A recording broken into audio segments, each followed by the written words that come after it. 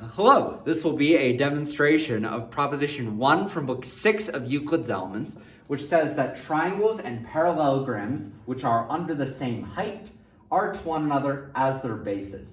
It should be noted before jumping into this proposition that the language of under the same height is the same as in the same parallels, which we saw all the way back in Book 1.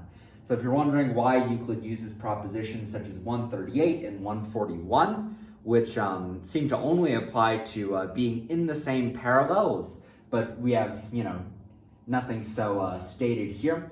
That's why, is because if two triangles, for example, are in the same parallels, they are under the same height, and if they're under the same height, they're in the same parallels. This is something that Proclus remarks on in his commentary to Proposition 138, so this is well known. Having said that, what we're given is the triangles ABC and ACD. BC, CD, like that. And some point up here, A. So we're going to have the triangle ABC and the triangle ACD.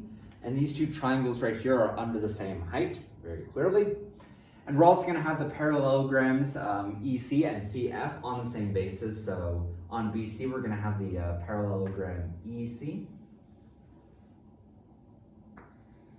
like that. And likewise, on the base CD, we're going to have the parallelogram CF.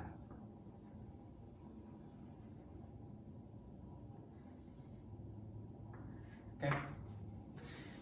Now, having been given this, what we're going to prove is that the straight line BC is to the straight line CD, just as the triangle ABC is to the triangle ACD. And furthermore, that the straight line BC is to the straight line CD, just as the parallelogram EC is to the parallelogram CF. We're gonna begin demonstrating this by producing the straight line BD into two directions, in the direction of point H and point L. So we're going to produce it to H in this direction and L in the other direction. And we're going to cut off from BH, BG, and GH such that they're equal to BC. So that would just be something very easy like that. And likewise, we're going to cut off from CL the straight lines DK and KL such that they are equal to CD.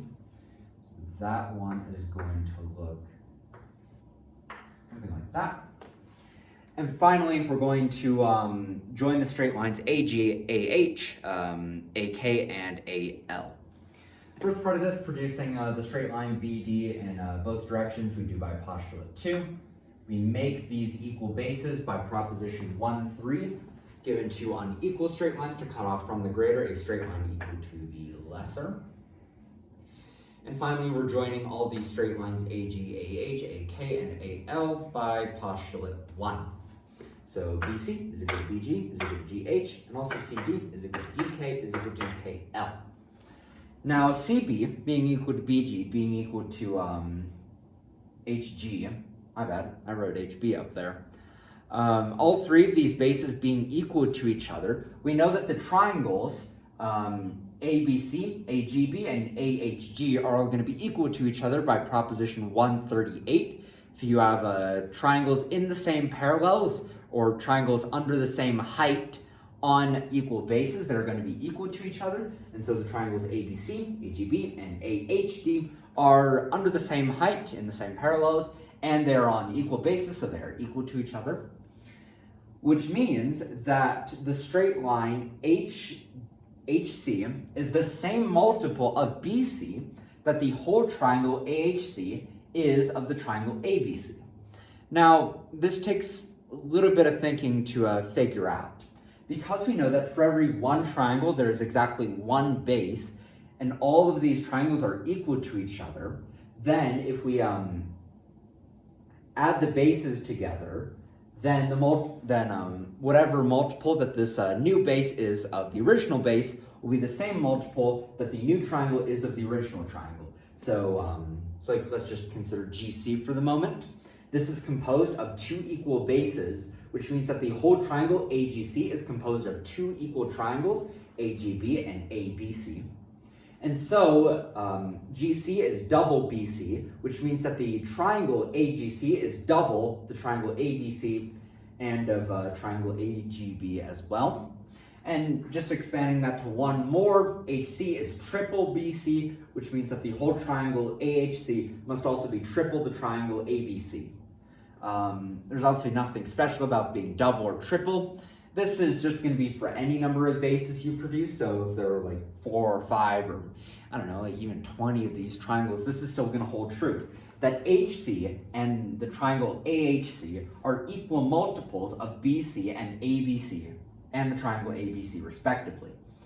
Now in a similar manner, we can prove that the base CL and the triangle ALC are equal multiples of CD and ACD respectively. So again, the triangles ACD, ADK, and AKL are all equal to each other because they're on equal bases. That's proposition 138, which means that the whole triangle ACL will be the same multiple of the triangle ACD that the whole base CL is of the base CD. Now, if CH is equal to CL, then the whole triangle AHC will be equal to the whole triangle ACL. That's just proposition 138. If the bases are equal and the two triangles are under the same height or in the same parallels, then the two triangles are going to be equal to each other. Now, there's a fairly obvious deduction you can make from 138 that's used here, that the greater the base, the greater the triangle. So if HC is greater than CL, then the triangle AHC will likewise be greater than the triangle ACL. And if the base HC is less than the base CL, then the whole triangle AHC will be less than the whole triangle ACL. Again, this is just like, let's say like a corollary to proposition 138. It's a fairly easy one to figure out. So if you're stuck on this step, you can do it in like 2 steps, probably more like 3. But point is, this is true, that the greater the base, the greater the triangle, the lesser the base, the lesser the triangle, and if the bases are equal, then the triangles are equal to each other. That's just 138 and its corollaries. Which means that we have this sort of situation about the equal multiples. So remember, HC is the same multiple of BC that the triangle AHC is of the triangle ABC, and likewise, CL is the same multiple of CD that that the triangle ACL is of the triangle ACD, which means that because these equal multiples have this sort of relationship that if one exceeds the other, if the first exceeds the third, if the multiple of the first exceeds the multiple of the second, then the multiple of the third will exceed the multiple of the fourth, and if equal, and if less, because the equal multiples are such, by definition 5.5, we can say that the base BC is to the base CD, just as the triangle ABC is to the triangle ACD. Again, because these equal multiples, HC of BC, triangle AHC of triangle ABC, CL of base CD, and finally triangle ACL of the triangle ACD, because these equal multiples have this relationship of a like exceeding, a like being equal, and a like falling short, we can say this about the magnitudes of which they are equal multiples. Again, that BC is to CD just as the triangle ABC is to the triangle ACD. So that's the first part of our proof done. We've proved that triangles under the same height are to one another as their bases. Now, by proposition 141, that if you have, if you have a triangle and a parallelogram in the same height and on the same base, then the parallelogram is going to be double the triangle. We can say that the parallelogram EC is double the triangle ABC, and likewise, the parallelogram CF is double the triangle ACD, which means that EC and CF are equal multiples of the triangle ABC and the triangle ACD respectively, which means by proposition 515 that parts are to each other just as they're equal multiples. We can say that the triangle ABC is to the triangle ACD just as its parallelogram EC is to its parallelogram CF. But it was shown before that the straight line BC is to the straight line CD, just as the triangle ABC is to the triangle ACD. which means by proposition 5.11 that two ratios which are the same with the same ratio are the same with one another. We can say that the straight line BC is to the straight line CD, just as the parallelogram EC is to the parallelogram CF.